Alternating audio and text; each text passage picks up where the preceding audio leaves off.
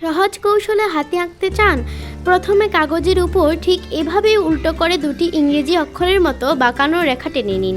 এবার বাম পাশের রেখাটিকে একটু ঘুরিয়ে হাতের লম্বা শুট তৈরি করে নিচ্ছি। দেখুন বেসিক শেপটা কিন্তু তৈরি। এখন শুধু চোখ, কান আর পাগুলো ডিটেলস করে দিলেই আমাদের হাতি রেডি। সবশেষে একটু শেডিং আর রঙিন ফুল দিয়ে সাজিয়ে নিলেই এটি হয়ে উঠবে জীবন্ত।